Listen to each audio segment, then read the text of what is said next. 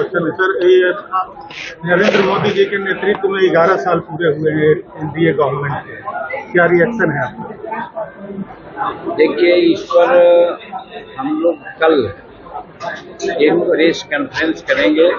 सभी मंत्रियों को कहा गया है कि अपने क्षेत्र, अपने राज्य और अपने विभाग के संबंध में 11 साल की जो उपलब्धियां हैं उसको गिनाया जाए, कहा जाए। तो कल पटना में हमने तय किया है, वहाँ करेंगे हम लोग एक प्रेस कॉन्फ्रेंस। और जहाँ तक यहाँ की बात, आपके सामने की बात है, हम समझते हैं कि 11 साल में ऐसी ऐसी बातें बची घटी है जिसको हम आप सब लोग याद कर सकते हैं। अब जैसे मान लीजिए कि अभी हाल में ऑपरेशन सिंदूर की घटना हुई, आप कम से कम अन्य लोगों को आहत किए हुए, खास करके आतंकवादियों के नेट को उजाड़ा गया, सफलतम ऑपरेशन हुआ, ये बहुत अच्छी बात हुई। उसी प्रकार से 370 कानून जो कश्मीर में था उसको भी हटाने की बात इसी पीरियड में हुआ है। वहाँ चुनाव हुए, वहाँ आज मंत्रिमंडल गठन हुआ है, काम कर रहा है। फिर आपने देखा कि 3 तलाक की घटनाएं हुई, उससे सभी अगल बगल के मुस्लिम राष्ट्रों में भी 3 तलाक नहीं हुआ करता था। भारत में 3 तलाक की बात थी, उसको इस सरकार ने हटा करके मुस्लिम परिवार के महिलाओं के लिए एक सुखद संदेश दिया है। ये हम लोग का जो है।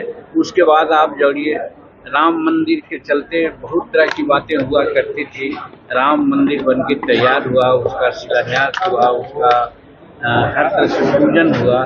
तो एक बात, तीसरी बात और है, आर्थिक जगत में आप देखा जाए 2014 में हम लोग जब सत्ता संभाले थे, यानी नरेंद्र मोदी संभाले थे, तो भारत का आर्थिक पोजीशन 13वां या 12वां था।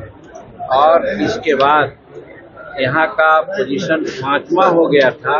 अभी हाल में जापान को पछाड़ करके आर्थिक व्यवस्था में हम लोग 4था स्थान पर आ गए हैं और 2027 तक तीसरा स्थान में जाएंगे। और नरेंद्र मोदी जी की कल्पना है कि 2047 में हम लोग विकसित भारत के रूप में इसको आगे बढ़ाएंगे। तो इस तरह के अनेकों बात पुराने काले की जो प्रमुख बातें हुई, इसको हम आपके सामने रखता है। कहने का मतलब 11 साल व्यतीत हुआ है, ये भारत के राजनीतिक इतिहास में एक माइलस्टोन है।